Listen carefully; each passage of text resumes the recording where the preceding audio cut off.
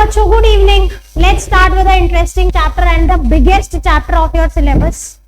Maybe we'll take nearly a month to finish this, right? Because alternate classes होती है ना हमारी, so almost a month. लेकिन बहुत अच्छा चैप्टर है. पहली चीज, इस चैप्टर को रटने में मत जाइएगा. आप सोचोगे मैं जर्नल एंट्री रट लेता हूँ मेरा हो जाएगा, नहीं प्लीज. अगर मैं इस चैप्टर को सिंपली एक लाइन में बताना चाहूँ तो ये चैप्टर क्या है? कैलकुलेशन है और कुछ नहीं. लेकिन कैलकुलेशन इतनी ज्यादा है कि आप करते करते कई बार फंस जाते हो बीच में, राइट? तो वो नहीं होना चाहिए. May I keep this aside. This mobile is not going to help you in your exams. I am there to help. Okay, so chapter number 8, accounting for share capital. किसके स्कूल में हो गया बच्चों? हाथ उठाओ. पूरा नहीं हुआ, आधा चल रहा है, शुरू हुआ है आज. नहीं, इट्स नॉट दैट खतरनाक. आप ओके, आपके स्कूल में अभी स्टार्ट नहीं हुआ, यानी सिर्फ 2 बच्चों के अलावा किसी के स्कूल में स्टार्ट नहीं हुआ. चलिए, ग्रेट, फाइन. सो पहली चीज, डिस्क्लेमर, चैप्टर से डरना नहीं है. इसकी लेंथ को इग्नोर करें. जितना लंबा है उतना इंटरेस्टिंग भी है, ठीक है? अगर आपने इसकी कैलकुलेशन पे पकड़ बना ली तो चैप्टर में कुछ भी नहीं. तो एक तो पहले आज ही इस माइंडसेट को निकाल दो. आपके सीनियर्स ने, फ्रेंड्स ने, इसने उसने जिसने भी बोला है कि चैप्टर बहुत टफ है, बहुत टफ है, आई नो होंगे आपकी लाइफ में एक आधे ऐसे जिन्होंने आपको ये बोला होगा कि चैप्टर बहुत टफ है. नहीं है, मेरे पे विश्वास है ना, टफ नहीं है. चलिए, तो accounting for share capital, quote पढ़ते हैं. Capital is that part of wealth which is devoted to obtaining further wealth. Logical है, ये हमें पता है, राइट?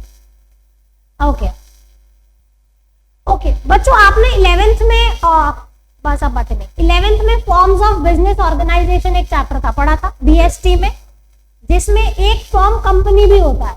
कंपनी का मतलब पता है सबको, क्या होता है? एंटरप्राइज. अच्छा, शेयर क्या होते हैं? थ्योरी पढ़ी हुई है आप लोगों ने, थोड़ी थोड़ी, है ना? सो कहने का ये मतलब है कि जो 11th में थ्योरी पार्ट आपने बीएसटी में पढ़ा था, वही थ्योरी पार्ट यहाँ पे है, बट हम स्किप नहीं करेंगे. बट कहते हैं मैम हमने 11th में पढ़ रखा है, don't worry, will study it, ठीक है? बट क्विकली, बहुत ज्यादा डिटेल में नहीं. कंपनी क्या होती है, उसके फीचर्स क्या होते हैं, will just revise, correct? Okay, so a company और joint stock company is an entity incorporated by a group of person through the process of law for undertaking a business. क्या है? एक ऐसी एंटिटी है, pure Hindi में बताऊं तो, जिसका लॉ के तहत जन्म होता है, which is born with law and can die with law. ठीक है, क्योंकि ये सेपरेट लीगल एंटिटी है. It is an artificial person and is separate from its members. बच्चों, आपको मैंने पार्टनरशिप में पढ़ाया था लीगल एंटिटी और अकाउंटिंग एंटिटी के बारे में, इफ यू रिमेंबर, है ना? पार्टनरशिप में हमने क्या पढ़ा था कि पार्टनरशिप की अकाउंटिंग एंटिटी तो सेपरेट है लेकिन लीगल एंटिटी नहीं है. लेकिन कंपनी के केस में हम बात करें तो कंपनी के पास अपनी सेपरेट लीगल एंटिटी है.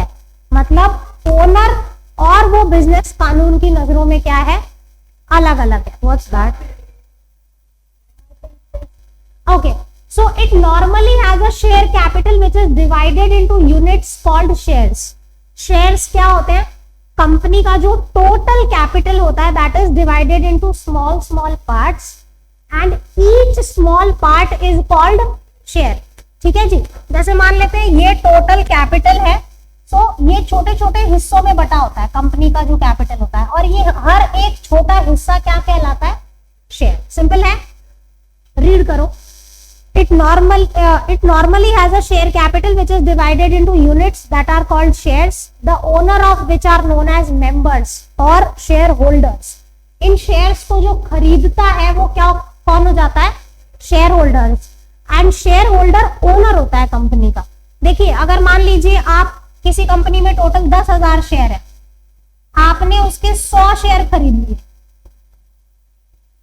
तो कहना इसे आप उस कंपनी के 1% के मालिक हो गए, 1%, लेकिन मालिक कहलाओगे. ऐसा नहीं कि 100 शेयर है तो मैं क्या मालिक बनूंगा, 1%. 100 और 10,000 लिखा है ना बच्चे, हाँ, सो 1% हुआ. कहने का मतलब आप जितना पोर्शन बाय करते हैं उतने % के आप मालिक हो जाते हैं कंपनी के, right? Okay. Insolvency or death of a member does not affect a company, यानी अगर किसी मेंबर की डेथ हो जाती है, कोई इंसॉल्वेंट हो जाता है, तो उससे कंपनी को कोई फर्क नहीं पड़ता। क्यों नहीं पड़ता? सेपरेट लीगल एंटिटी है ना।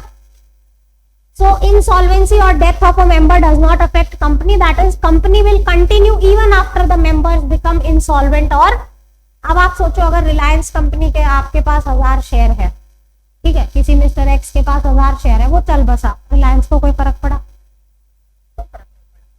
ठीक है। कंपनी की डेफिनेशन बच्चों I will just read it out, ये सारा 11th का बीएसटी है, स्टिल मैं इसको रिपीट करूं। Company means a company incorporated under this act.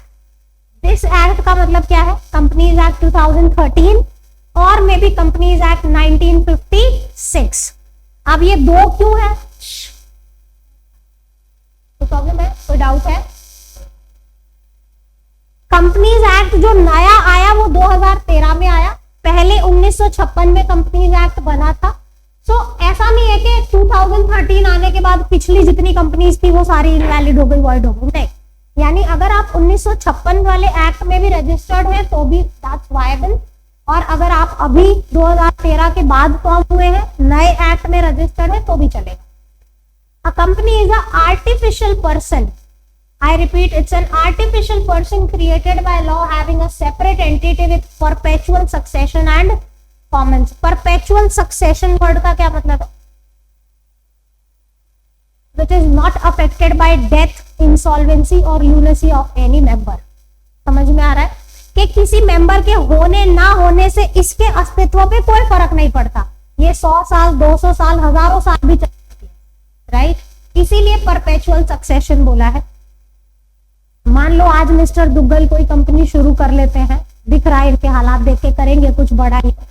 सो अगर आज इसने कोई कंपनी शुरू की, हो सकता है इसकी आने वाली 7, 8, 9 जनरेशन तक वो चलती रहे। सो इसलिए हम बोलते हैं कि परपेचुअल सक्सेशन होता है, किसी के होने या ना होने से कंपनी को कोई फर्क नहीं पड़ता। Features of company I'll quickly go through। Incorporation कैसे होता है? By registering under the act. Separate legal entity है, मैंने बता दिया। It's an artificial person in the eyes of law. Perpetual succession यानी किसी के होने ना होने से कोई फर्क नहीं पड़ता। लिमिटेड लायबिलिटी, बच्चों पार्टनरशिप में आपने पढ़ा था अनलिमिटेड लायबिलिटी क्या होती है, जहां पे ये देखा था कि पार्टनर्स के पर्सनल एसेट्स भी बिक जाते हैं टू पे ऑफ द डेट्स। लेकिन अगर आपने मान लो किसी कंपनी के शेयर खरीद लिए, ज्यादा से ज्यादा क्या होगा? वो डूब जाएंगे। मान लो आज आपने 10 लाख के शेयर खरीदे, 6 महीने बाद कंपनी डूब गई तो 10 लाख रुपए डूब गए, लेकिन इससे ज्यादा कुछ भी नहीं बिगड़ेगा आपका, right. So it's a limited liability. तो इसलिए कहा जाता है कि शेयर्स में आप इन्वेस्ट करें तो उतना रिस्क ले जितना बेयरेबल रिस्क है, राइट। मेजरेबल रिस्क ले, ऐसा नहीं अपना सब कुछ बेच के शेयर्स में लगा दिए। हो सकता है आप रातों रात अरबपति भी हो जाए, ऐसा भी हो सकता है कि सड़क पे आ जाए, ठीक है। सो कैलकुलेटेड रिस्क लेना चाहिए। Liability of its member is limited to the value of shares, यानी आपने जितना शेयर में पैसा डाला है ज्यादा से ज्यादा वो डूब सकता है आपका। Value of share subscribe by them और amount guaranteed to be paid at the time of winding up. देखिए इसमें यह भी होता है कि हो सकता है कि आपने गारंटी दी हो कि भाई मैं इतने पैसे वाइंडिंग अप के टाइम पे दे दूंगा, तो अगर गारंटी दी है तो ज्यादा से ज्यादा वो पे करना होगा। कहने का मतलब ऐसा नहीं है कि आपका सब कुछ बिक जाएगा उसके डेट्स चुकाने में, राइट। ट्रांसफरेबिलिटी ऑफ शेयर्स, नाम से कुछ समझ में आ रहा है? शेयर्स ट्रांसफर कर सकते हैं। आप देखते होंगे आजकल शेयर ट्रेडिंग कोई करता है, थोड़ी बहुत भी आप करते हो। आपको पता है कितना इजीली ट्रांसफरेबल होते हैं शेयर्स। आप अभी खरीदो, आधे घंटे में बेच दो, किसी को कोई फर्क नहीं पड़ता। लेकिन अगर आप प्राइवेट कंपनी के शेयर्स खरीदे हुए हैं तो वो इजीली ट्रांसफरेबल नहीं होते। लिस्टेड पब्लिक कंपनीज जो हैं, आप उनके shares easily you can trade, right. किसी ने पुराना शेयर मार्केट देखा है? जब डिजिटलाइजेशन नहीं हुआ था उससे पहले कैसे हुआ करते थे शेयर मार्केट्स? कभी कोई वीडियो देखी हो यूट्यूब पे?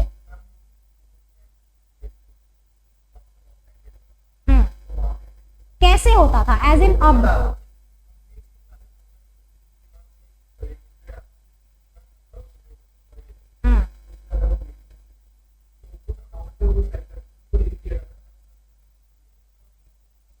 वीडियो देखी है आपने एक्चुअल में कैसे होता था? जैसे सब्जी मंडी होती है ना, सब्जी मंडी में चिल्लाते रहते हैं टमाटर का ये रेट।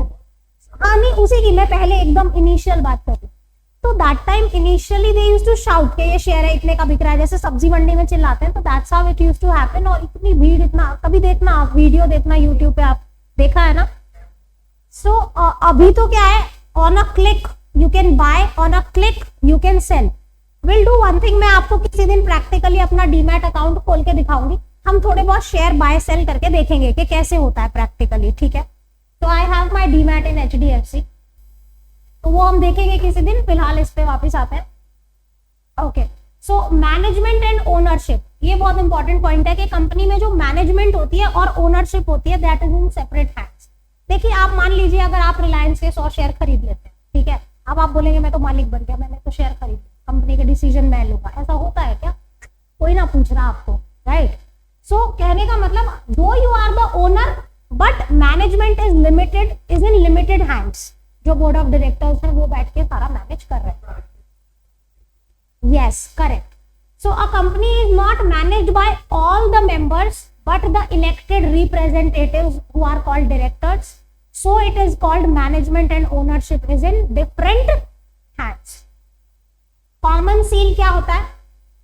साइन, कंपनी का स्टैम्प, राइट। जैसे अभी हमने पढ़ा कि कंपनी एक आर्टिफिशियल पर्सन है। अब मान लो मेरे को होशांग से कोई अग्रीमेंट करना है तो होशांग खुद साइन कर देगा, लेकिन अगर कंपनी से कोई अग्रीमेंट करना है तो कंपनी तो आर्टिफिशियल है, उसके हाथ पैर तो है नहीं कि वो साइन करे, तो क्या होगा? Common seal, stamp. ये मैंने एक्स्ट्रा डाला हुआ है। Difference between partnership and company, partnership agreement से बन जाती है, कंपनी के लिए आपको एक्ट के अंडर रजिस्ट्रेशन कराना पड़ेगा। Partnership is governed bye partnership act 1932, this is governed by the new act 2013। पुराना कौन सा था? 1956, करेक्ट। मेंबर्स की बात करते हैं। पार्टनरशिप में मिनिमम 2 होते हैं, मैक्सिमम कितने होते हैं? ये हमने चैप्टर 1 में पढ़ा है। पब्लिक कंपनी की बात करें तो minimum 7 members and maximum there is no limit. Private में मिनिमम 2, मैक्सिमम 200, याद रहेगा। लायबिलिटी अनलिमिटेड होती है, यहाँ पे लायबिलिटी लिमिटेड होती है। Profits are distributed as per the partnership deed. यहाँ पे डिपेंड करेगा, कंपनी की मैनेजमेंट डिसाइड करेगी कितना डिविडेंड डिक्लेयर करना है, कितना नहीं करना। सो वो उसके सोल डिस्क्रेशन पे होगा। बिजनेस में be managed by all the partners और any one of them. Management is done by board of directors. Partner does not have a right to transfer his share. देखिए, ऐसा हो सकता है क्या, अगर मान लो ये चारों बिजनेस कर रहे हैं, अब हुशांग कह रहा है कि भाई चलो मैं अपने भाई को भी पार्टनर बनाऊंगा, अपना आधा शेयर मैं इसको दूंगा, तो क्या ऐसा हो सकता है? नहीं, ये नहीं कर सकता अपनी मर्जी से, unless and until all partners agree. जबकि पब्लिक कंपनी के शेयर्स ट्रांसफरेबल है, आप आज खरीदो शाम को बेच दो, कोई प्रॉब्लम। बिजनेस हाँ बोलिए। हाँ, उनका लॉक इन पीरियड होता है, एज इन अगर उनको ESOPs, जब हम एम्प्लॉइज को जब हम शेयर्स देते हैं तो that is called ESOPs, discounted price पे मिलता है। वो हम पढ़ेंगे, इसमें थ्योरी पार्ट है आपके सिलेबस में कि ESOPs क्या होते हैं। पहले इसकी अकाउंटिंग हुआ करती थी, अब वो हटा दिया syllabus. So it is no more in syllabus, just आपको थ्योरी में पता होना चाहिए कि ESOPs होते क्या। That's it. Okay, we'll come to that, don't worry। Business की अगर हम बात करें तो पार्टनर्स जो है वो कोई भी बिजनेस कर सकते हैं अगर सारे अग्री करते हैं तो, लेकिन कंपनी वही बिजनेस कर सकती है जो उसके MOA में मेंशन्ड है। MOA पढ़ा होगा 11th में, memorandum of association. Okay, winding up की बात करें तो पार्टनरशिप का वाइंडिंग अप आपने सीखा अभी, डिसोल्यूशन चैप्टर हमने जस्ट फिनिश किया है कि पार्टनरशिप कैसे डिसॉल्व होती है। पार्टनर्स चाहे बंद करना है बंद कर दो बिजनेस को, राइट। लेकिन company will be wind up क्योंकि उसका जन्म लॉ के अंडर होता है, तो उसकी डेथ भी या वाइंडिंग अप भी कैसे होगी? By the law. Okay, stability of business, partners की डेथ होने से, रिटायरमेंट होने से, इंसॉल्वेंसी, लूनेसी से बिजनेस को फर्क पड़ता है। लेकिन यहाँ पे क्योंकि परपेचुअल सक्सेशन है किसी के आने जाने होने ना होने से कोई फर्क नहीं पड़ता, कंपनी अपनी वहीं की वहीं खड़ी रहती, राइट। ओके बच्चों, ये हम क्विकली फटाफट इसे करेंगे। 3 टाइप आपने पढ़नी है, private company, public company. Please don't talk बच्चों, पे अटेंशन। कंपनीज जो आपने 3 टाइप की पढ़नी है, 1%, ये न्यू है, ये 1% कंपनी अभी 2013 के बाद ही कॉन्सेप्ट आया, पहले था ही नहीं। हाँ, सो 1% company, private company, public. Private और पब्लिक तो आप 11th में पढ़ के आए हैं, है ना। 1% भी पढ़ा आपने, ठीक है। So 1% company is a company which has only 1% as a member. ये नेचुरल पर्सन होना चाहिए, natural person in the sense कोई आर्टिफिशियल पर्सन 1% कंपनी नहीं बना सकता, ठीक है। Only natural person being an Indian citizen and resident can form 1% company. ये टर्म रेसिडेंट का मतलब होता है कि वो इंडिया में 182 दिन या उससे ज्यादा रहा हो तो ही इज कॉल्ड रेसिडेंट। ये टैक्सेशन में होता है, आई डोंट नो आपने 11th में इसको है इकोनॉमिक्स में पढ़ा है, ठीक है। सो नहीं, रेसिडेंशियल स्टेटस जो होता है as per taxation it is of 182 days. जैसे मान लो 365 दिन होते हैं ना साल में, तो उसका आधा कर दिया है कि अगर आप 365 में से 182 डेज इंडिया में थे प्रीवियस ईयर में, तो you are resident of that, it's that. हाँ, वो कंटिन्यूअस होता है, लेकिन कंटिन्यूअस ना, लेकिन हाँ, ये इको के कौन से चैप्टर में पढ़ा आपने? ओके ठीक है।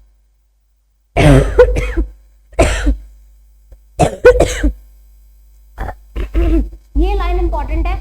Where a natural person being a member in 1% company becomes member in another 1% company by virtue of being a nominee in that 1%, then such person shall meet the eligibility criteria of being member in only 1%. अब देखिए, मान लो इप्सिता ने कोई 1% company खोली, है ना। इप्सिता ने कोई 1% कंपनी खोली, अब मोक्षा ने भी खोल ली 1% कंपनी, ठीक है। मोक्षा ने इसको अपना नॉमिनी बना दिया। मोक्षा ने क्या किया? इप्सिता को अपना नॉमिनी बना दिया। तो don't you think now she is a member of 2? अपनी तो थी, उसकी भी हो गई। यानी इसको क्या करना पड़ेगा? कोई भी एक को छोड़ना पड़ेगा विदिन, यहाँ पे देखो 180, हाँ यहाँ पे लिखा हुआ है कि अगर आप नेचुरल पर्सन है और 1% कंपनी में मेंबर है, by virtue of being nominee आप किसी दूसरी में भी बन जाते हैं, तो आपको क्या करना पड़ेगा? Such person shall meet the eligibility criteria of being member of only 1% company within a period of 180 days. यानी आपको 180 दिन में डिसाइड करना पड़ेगा कि उसको छोड़ूं या इसको छोड़ूं, क्योंकि आप सिर्फ एक ही कंपनी में 1% कंपनी में मेंबर हो सकते हैं। ये कंपनी चैरिटेबल पर्पस के लिए नहीं बनाई जा सकती। एनबी जो नॉन बैंकिंग फाइनेंशियल कंपनीज होती हैं उसके लिए भी आप इसका इस्तेमाल नहीं कर सकते। Non banking financial investment activities क्या होती है कि आप बैंक नहीं है फिर भी फाइनेंस प्रोवाइड करा रहे हैं, so that is NBFC. Okay, paid up share capital should not be more than 50 lakhs। Average annual turnover should not exceed 2 crore. पिछले 3 साल का एवरेज टर्नओवर 2 करोड़ से ऊपर नहीं होना चाहिए। अगर है तो फिर आप या तो प्राइवेट में कन्वर्ट कीजिए या फिर पब्लिक में कन्वर्ट कीजिए। 1% company should have at least 1 director but not more than, ये याद रखना है इसको, मिनिमम 1 डायरेक्टर होता है, मैक्सिमम कितने होते हैं? 15। प्राइवेट कंपनी क्या होती है? It's a company in which minimum paid up capital will be as may be prescribed. जो आपके इनिशियल डॉक्यूमेंट्स फाइल हुए उसमें जो आपने लिखा है दैट इज फाइन।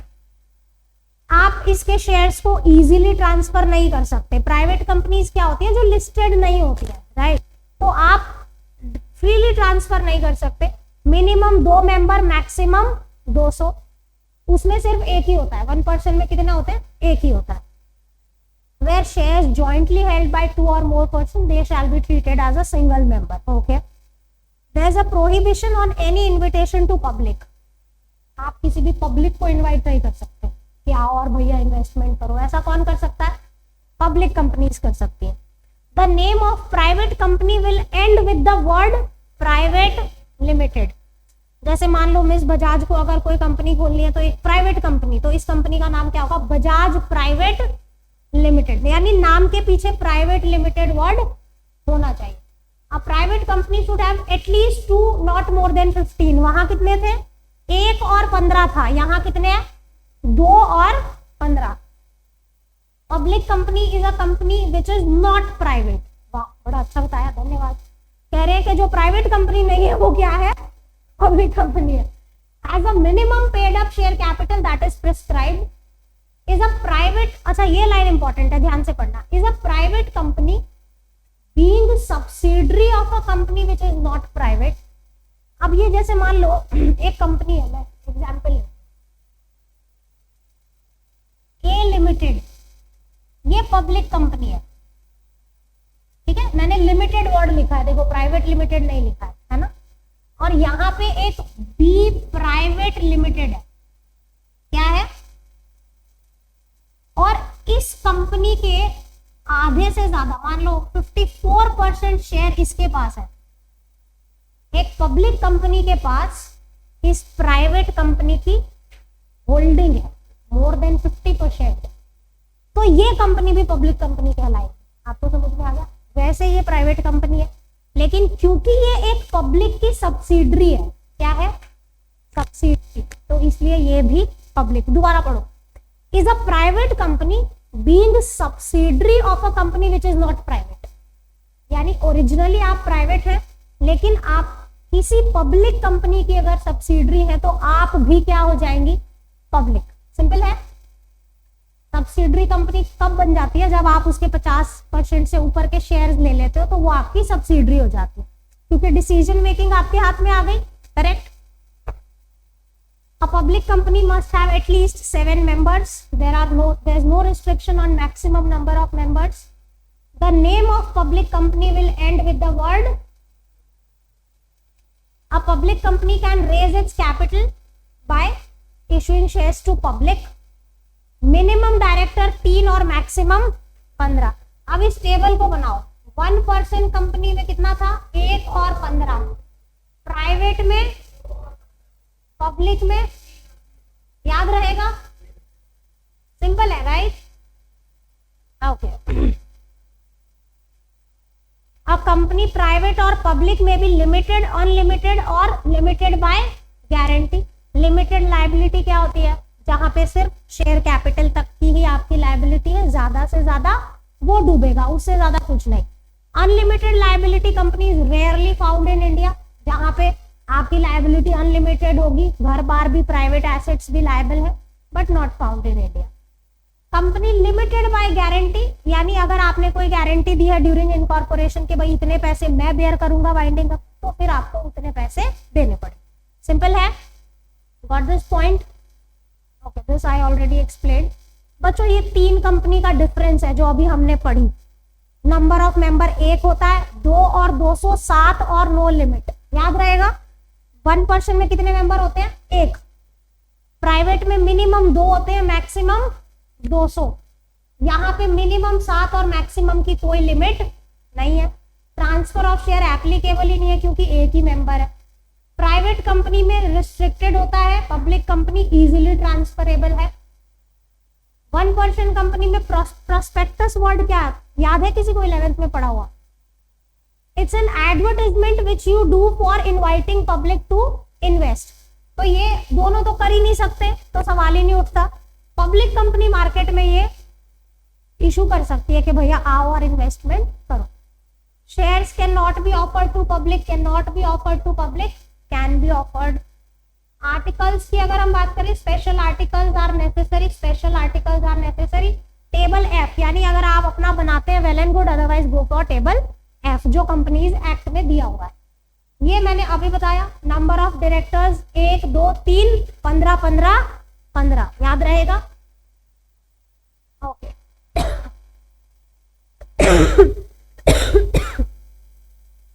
शेयर्स जब मार्केट में इशू होते हैं, ये दोनों तो कर ही नहीं सकते बाजार में इशू। यहाँ पे तो एक ही मेंबर है, दूसरा आ ही नहीं सकता। यहाँ पे शेयर अलॉटमेंट होती है जैसे डायरेक्टर्स डिसाइड करते हैं। अगर मैं पब्लिक कंपनी की बात करूं तो आप तभी मार्केट में शेयर्स इशू या अलॉट कर सकते हैं जब आपके पास मिनिमम सब्सक्रिप्शन आया है। अब ये मिनिमम सब्सक्रिप्शन क्या होता है, शॉर्ट में अभी बताती हूँ। 90% अगर आपके शेयर सब्सक्राइब हुए, जैसे मान लो अगर एक्स लिमिटेड है, उसने मार्केट में 10,000 शेयर इशू कर दिए, this company issued 10,000 shares in the market, that we are offering 10,000 at this rate, तो उसको मिनिमम कितने शेयर की एप्लीकेशन आनी चाहिए? अगर 9,000 शेयर की मिनिमम एप्लीकेशन नहीं आई तो वो इशू कर ही नहीं सकते, पैसे आए हैं वो भी वापस करने पड़ेंगे। समझ में आ रहा है? So shares can be allotted only if the minimum subscription has been received. Minimum subscription याद रहेगा कितना है? 90%। कितना? जितने भी शेयर्स आप बाजार में इशू करो कि 90% की आपकी एप्लीकेशन आनी चाहिए। हाँ, वो तो अंडर राइटर को ही देते हैं, मतलब कंडीशन तो है, अंडर राइटर सारे ही लगाते हैं, अदरवाइज तो फिर दिक्कत हो जाएगी, पैसे वापस करने पड़ जाएंगे। तो better to give little bit of commission rather than facing the situation. Okay, ये दोनों पब्लिक से डिपॉजिट्स इनवाइट नहीं कर सकते। Public company can invite deposits from public. इसका जो नाम होता है ओपीसी यूज होता है इसके नाम में। इसके नाम में प्राइवेट लिमिटेड होता है यूज, और इसके नाम में क्या यूज होता है? लिमिटेड वर्ड यूज होता है। कंपनी का यानी कंपनी का जन्म कैसे होता है? How it is incorporated via law. So there is a specific procedure, promotion, incorporation, capital subscription and commencement. ये सब बीएसटी में पढ़ा होगा आई थिंक, कुछ भी ऐसा नहीं है जो हम नया पढ़ रहे हैं। ठीक है, प्रमोशन क्या है? It is the first stage of group person और group of person agree to start a business in the form of company, these persons are called promoters. Incorporation कैसे होगा? It will be registered under the act 2013 and all the documents will be filed with ROC, registrar of companies. ठीक है जी, वही लिखा हुआ है companies act 2013। ROC से नाम अप्रूव होगा, सारे डॉक्यूमेंट सबमिट होंगे, उसके बाद आपका बिजनेस इनकॉर्पोरेट हो जाएगा। उसको शुरू करने के लिए आपको कैपिटल पहले अरेंज करना होगा, capital subscription, and then your business will be commenced. यहाँ पे इनकॉर्पोरेशन हो गया, ROC will issue certificate of incorporation, फिर आपको सर्टिफिकेट ऑफ कमेंसमेंट लेना होगा टू स्टार्ट द बिजनेस। बच्चों ये थ्योरी कोई नहीं पूछो, आई डोंट नो व्हाई। फिर इनको कमेंसमेंट का जब वो मिल जाएगा then they can start with the business. Prospectus क्या होता है? जो आप मार्केट में एडवर्टाइजमेंट इशू करते हैं कि भैया आओ और पैसे दो, हम ये शेयर्स इशू कर रहे हैं। A public company issues a document called prospectus, जिसमें सारा कुछ लिखा होता है कि हम इतने शेयर्स इशू कर रहे हैं, इतने रुपए का एक शेयर है, जो पैसे आएंगे हम उससे क्या करेंगे, how the money will be utilised, what are the terms and conditions of issue, everything is mentioned in this. तो बेसिकली एक एडवर्टाइजमेंट होता है। Purpose for which the proceeds will be issued should also be mentioned. Prospectus means any document describing और issued as a prospectus and include red herring prospectus। बच्चों ये क्या होता है कि एक जैसे प्री ड्राफ्टेड वो होता है एडवर्टाइजमेंट, अगर आपको अपना नहीं बनाना तो you can use this. Okay, जैसे टेबल F की हम अभी बात कर रहे थे, if you are not preparing yours you can use that. तो बस ये सिंपल सा एडवर्टाइजमेंट है जिसको हम मार्केट में देते हैं कि भैया आओ और इन्वेस्ट करो। मिनिमम सब्सक्रिप्शन क्या है? अभी बताया ना, 90%। आप जितने शेयर बाजार में इशू करोगे, हेलो,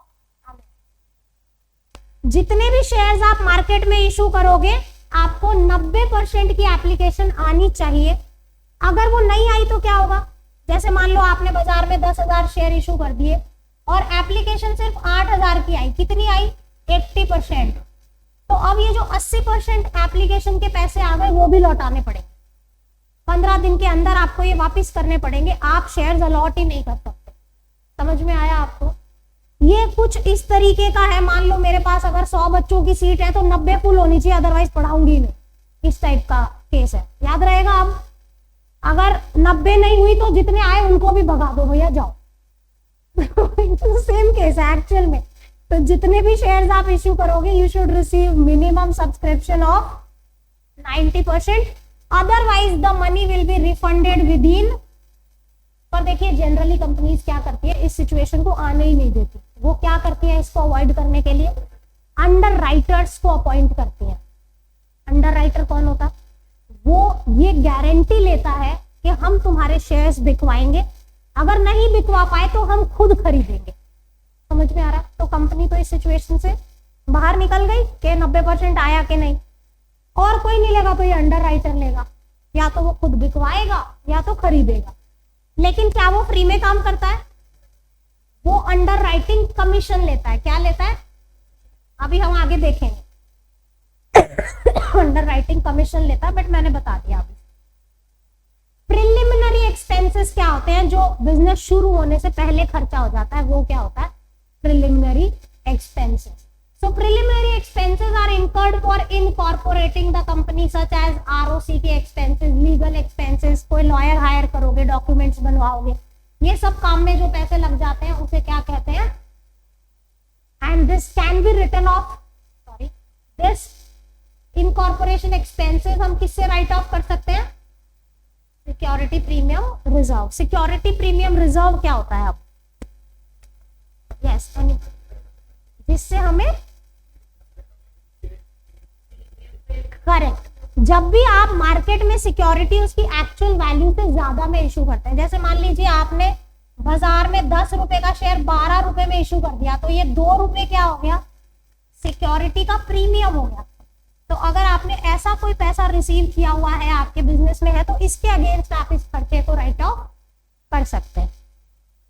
प्रीमियम को हम डिटेल में पढ़ेंगे, डोंट वरी। अभी मैं शॉर्ट में बता रही हूँ क्योंकि ये थ्योरी बहुत रेलेवेंट नहीं है, but as a teacher it's my duty कि कुछ भी छूटे ना, so we are covering each and everything.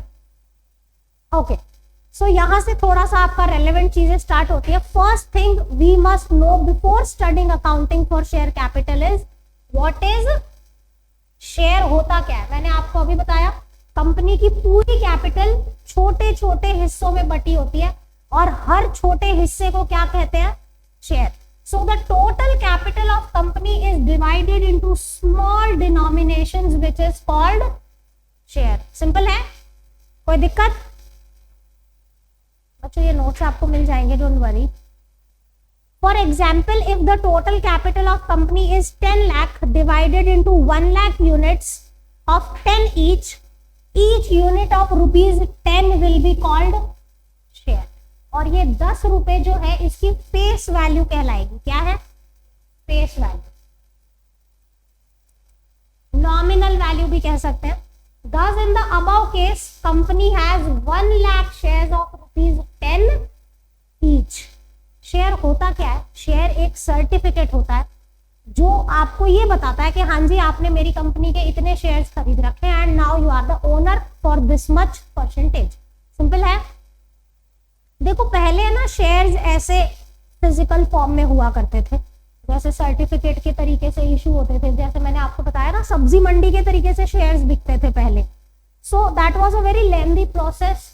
आप खरीदते थे फिर डिलीवरी आती थी, that used to take so much of time. अब ऐसा नहीं होता है, अब तो आपका T+1 T+2 में settlement. What is this T+1 T+2?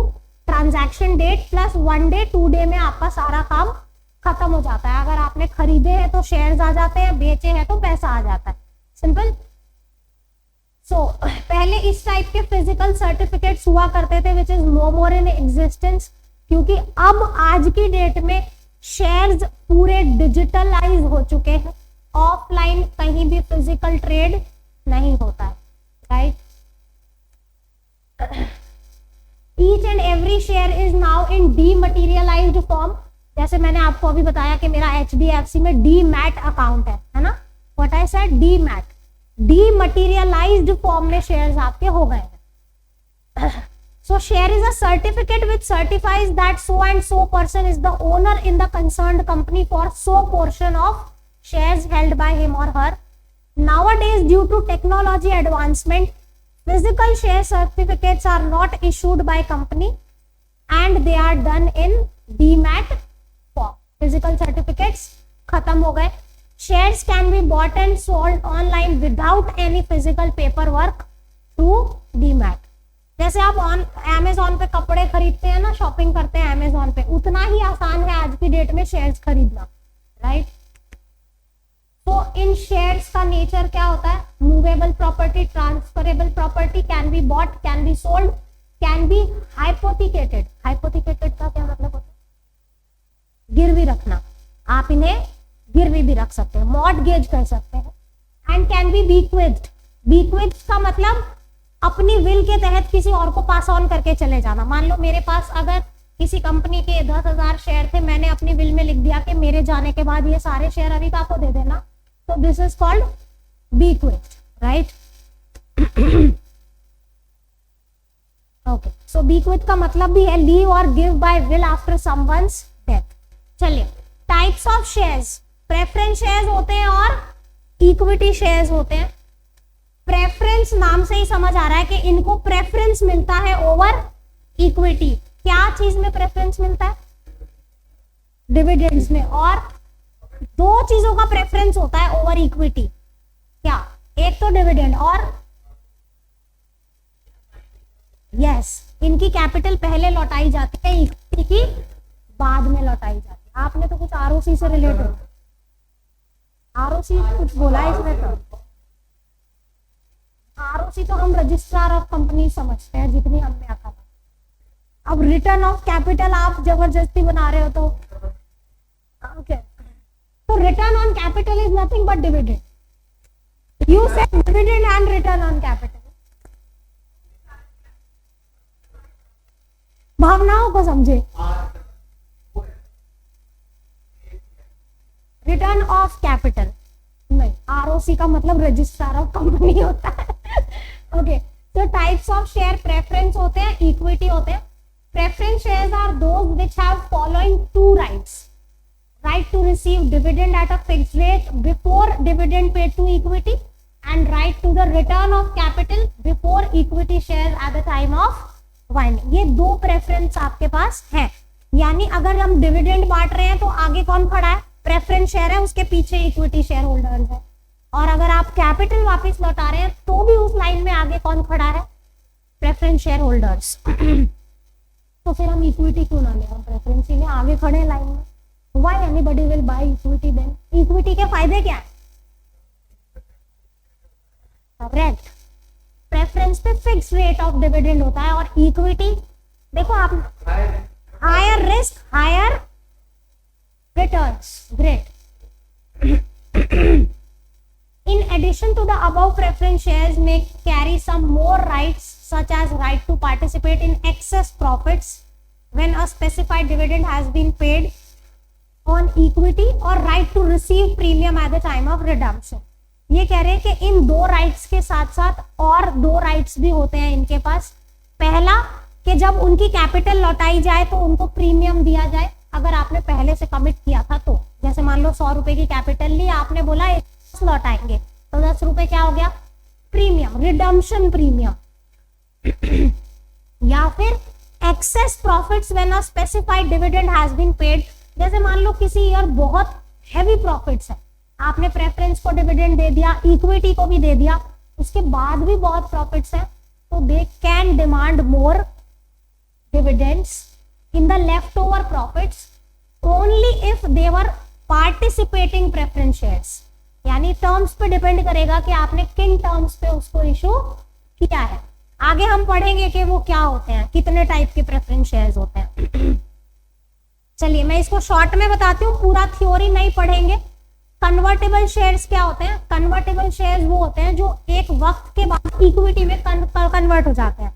Originally issued as preference but they are convertible to equity. Non convertible वो होते हैं जो कन्वर्ट नहीं हो सकते। रिडीमेबल प्रेफरेंस शेयर्स क्या होते हैं? जो एक पर्टिकुलर वक्त के बाद पैसे लौटा दिए जाते हैं। रिडम्पशन यानी पैसे वापस देना। और इररिडीमेबल, जब तक कंपनी है तब तक ये शेयर्स हैं।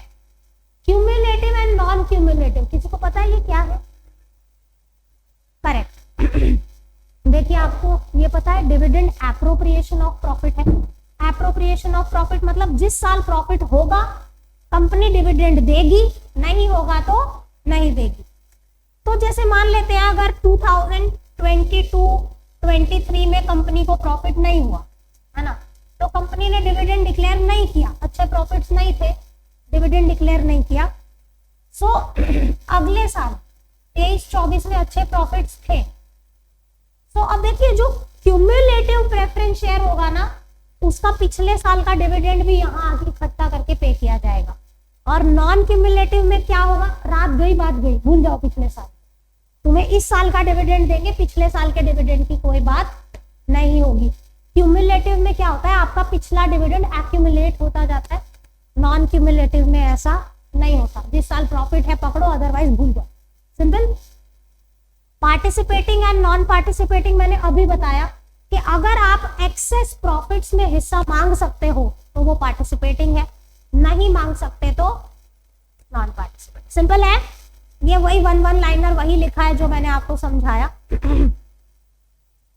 इक्विटी शेयर्स क्या होते हैं?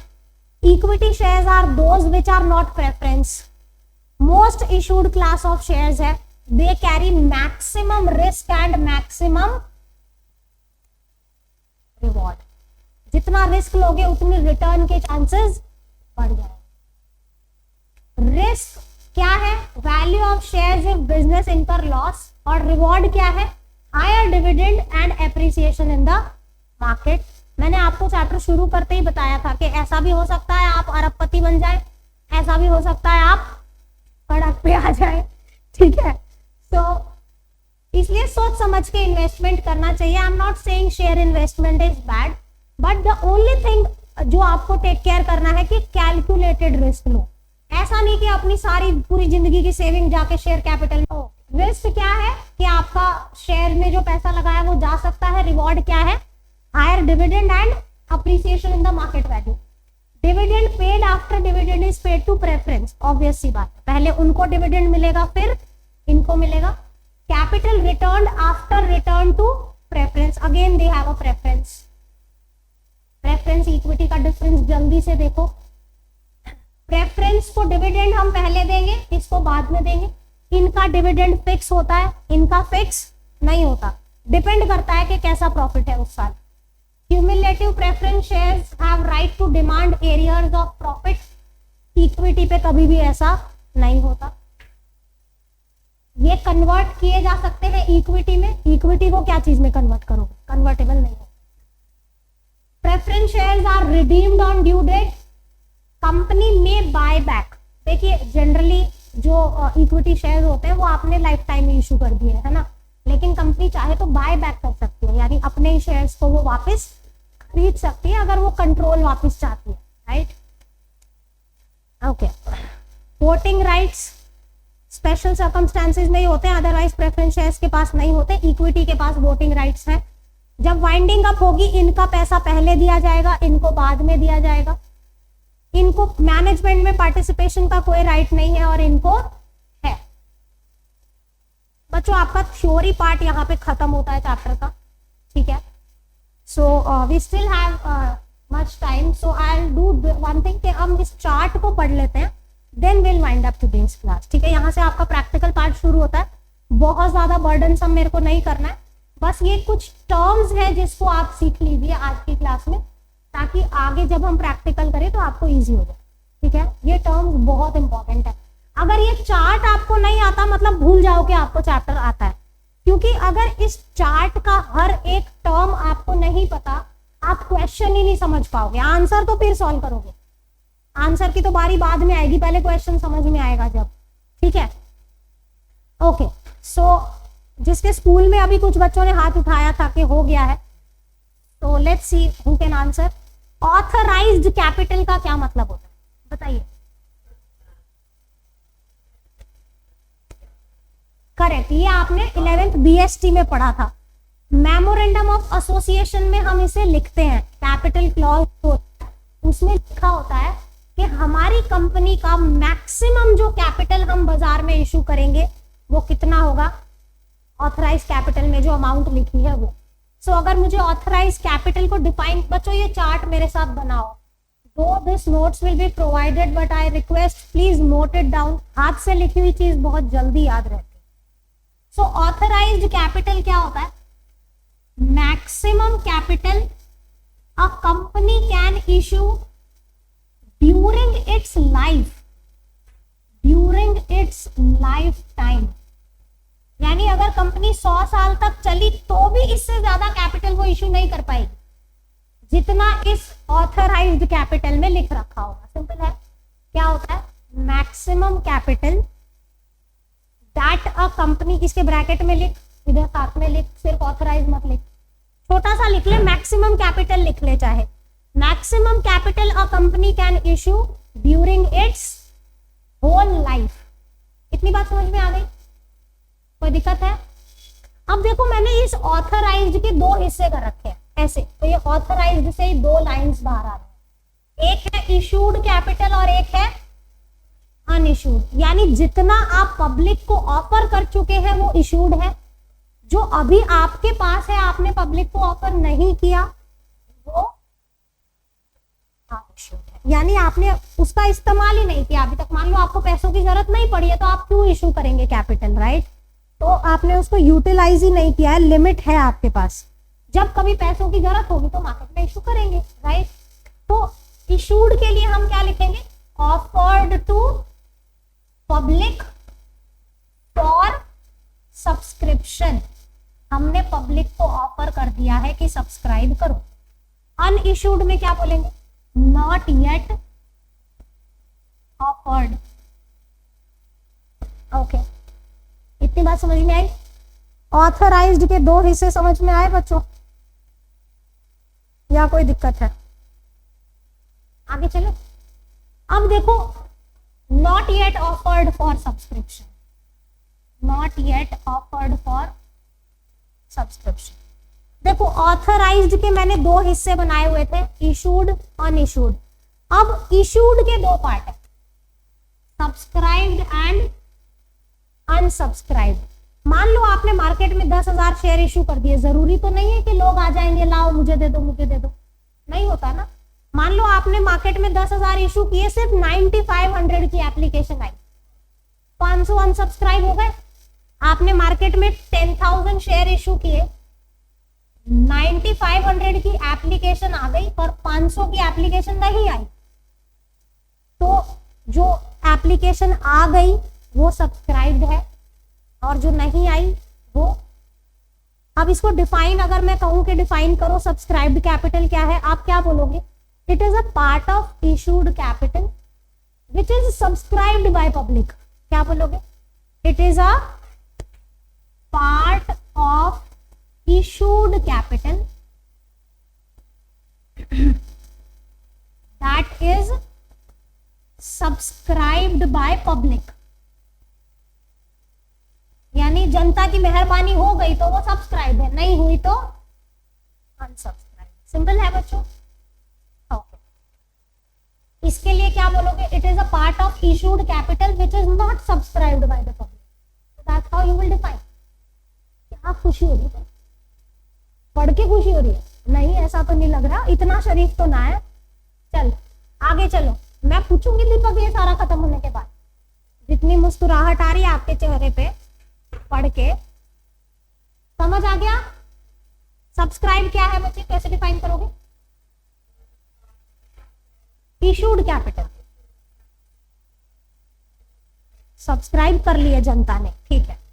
अब देखो सब्सक्राइब्ड के भी दो पार्ट है, called up and uncalled. Called up and, जैसे हम इसको ही लेते हैं कि 9500 शेयर्स लोगों ने एक्सेप्ट कर लिए कि हाँ भाई हमें चाहिए। अब इफ आई से कि एक शेयर 100 रुपए का था, अगर मैं आपसे कहूं कि एक शेयर 100 रुपए का था, देखिए ऐसा जरूरी तो नहीं है ना कंपनी बोलेगी कि तुरंत मेरे को 100 रुपए दो। ऐसा होता है? आपने मेरे यहाँ एडमिशन लिया, मैंने ऐसा बोला पूरी फीस आज ही रख मेरे पास? नहीं। कितने बच्चे जिन्होंने आज तक भी फीस नहीं दी? जिसने नहीं दी वो सुनना, बाकी इग्नोर करना, ठीक है। तो मेरा कहने का मतलब है कि ये 100 रुपए जरूरी नहीं है कंपनी तुरंत मंगा ले। इफ आई से कि अभी तक कंपनी ने सिर्फ 70 रुपए मंगाए हैं, 30 रुपए मंगाने बाकी हैं, तो जो मंगवा लिए वो कॉल्ड है और जो नहीं मंगवाए वो अनकॉल्ड। सिंपल है। कैसे डिफाइन करेंगे कॉल्ड अप कैपिटल को? It is a part of subscribed capital that is called by the company for payment, that is called by the, जैसे अगर अभी हम अपनी फीस की बात करें तो आप एक इंस्टॉलमेंट मुझे दे चुके हैं जो मैंने आपसे मांगा, दूसरा सितंबर एंड में आएगा, मैंने आपसे मांगा ही नहीं है, मैंने किसी को बोला दूसरा इंस्टॉलमेंट पे कर दो फीस का, नहीं। तो जो मैंने मांग लिया वो कॉल्ड है और जो नहीं मांगा वो अनकॉल्ड है। सिंपल है। सो it is a part of subscribed capital which is called for payment and which is not yet called for payment is called uncalled. समझ में आ रहा है बच्चों? कोई शक, शंका, दिक्कत? ओके। अब देखो मैंने जिनसे भी सबको बोल दिया ना कि एक इंस्टॉलमेंट पे कर दो, क्या सारे बच्चों ने पे कर दिया? यानी कंपनी जो पैसे मांग लेती है जरूरी नहीं है कि सारे पे कर दे। समझ में आ रहा है? कंपनी ने जो 70 रुपए मांगे उसमें हो सकता है एक आध ऐसा शेयर होल्डर हो जिसने पे नहीं किए, तो जो पैसे मांगे थे उसमें से आ गए तो वो पेड अप है और नहीं आए तो अनपेड है। इस अनपेड का टेक्निकल नाम है कॉज इन एरियर्स। इसका जो टेक्निकल नेम है वो क्या है? तो अगर मैं कहूं पेड अप कैपिटल को डिफाइन करो तो आप क्या बोलोगे? The amount which is called up by the company and paid by the investor is called paid up. इसको डिफाइन करना हो तो the amount which is called by the company but not yet paid by the investor is called unpaid और calls in arrear. Simple है, कोई दिक्कत? अब इस पे आओ, अनकॉल्ड।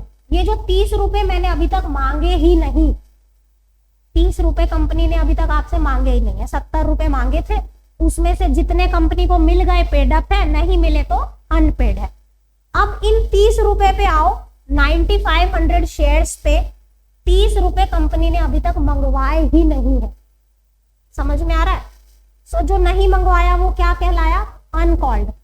बच्चों ये अनकॉल्ड है ना, जो इसके भी दो पार्ट है, एक है अनरिजर्व्ड और दूसरा है, इसको ऐसे समझो कि रिजर्व कैपिटल वो होती है जो सिर्फ वाइंडिंग अप के टाइम पे मंगाई जाती है, called only on winding up.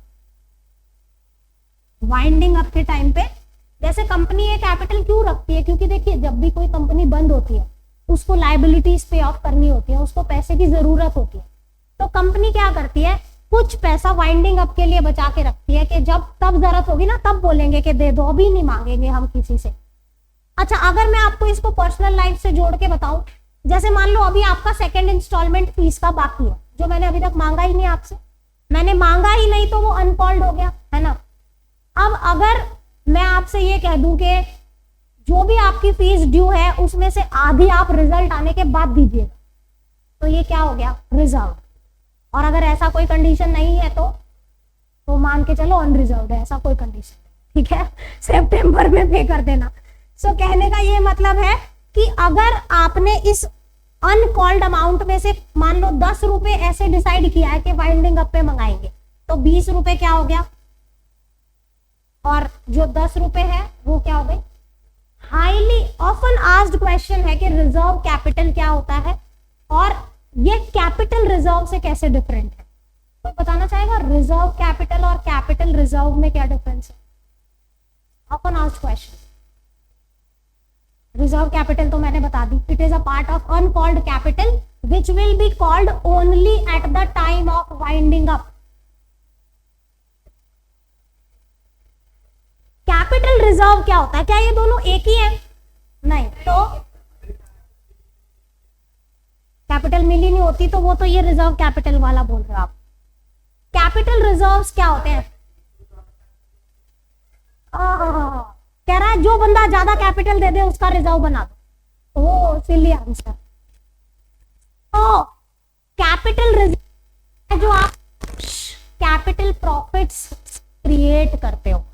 देखिए आपके बिजनेस में दो तरीके के प्रॉफिट्स होते हैं, एक होते हैं रेवेन्यू प्रॉफिट्स जो रोजमर्रा के बिजनेस से होते हैं, एक होते हैं कैपिटल प्रॉफिट्स जो कभी कभी होते हैं, correct. So in capital profits को लेके जो हम इकट्ठा करते हैं दैट इज कॉल्ड कैपिटल, ठीक है। तो कैपिटल रिजर्व और रिजर्व कैपिटल में जमीन आसमान का अंतर है, प्लीज इसको कंफ्यूज मत कीजिएगा, correct. This is a often asked question. Reserve capital और कैपिटल रिजर्व का डिफरेंस बताओ, तो क्या बोलोगे? Reserve capital is that part of uncalled capital which will be called only at the time of winding up. And capital reserve is a reserve that is created out of the capital profits made by the entity. Simple? Great. बच्चों इस chart में कोई गड़बड़ नहीं होनी चाहिए. Reserve capital क्या है? Capital that is called only on winding up. Capital reserve क्या है? It is a reserve that is created out of capital profits. बच्चों अब ये मैंने एक्सप्लेन किया हुआ है. ऑथराइज क्या होता है, इशूड क्या होता है, सब्सक्राइब्ड, ये मैंने आपको समझा दिया है. Difference between reserve capital, capital reserve है, ये भी हो गया है. ठीक है जी. ये चार्ट में गड़बड़ नहीं होनी चाहिए. ये चार्ट में नेक्स्ट लेक्चर में किसी एक को उठा के बोलूंगी कि बोर्ड पे ड्रॉ करो और समझाओ. सिर्फ ड्रॉ नहीं करना है, समझाना भी है. एक एक वर्ड पता होना चाहिए. So as a homework you will revise this chart. कोई भारी होमवर्क नहीं दिया. ठीक है. और बच्चों नेक्स्ट लेक्चर में हम इसके maybe hopefully will be able to start with practicals. So that's all for the day. Thanks for joining. Have a nice day. Bye bye. I hope you learn properly.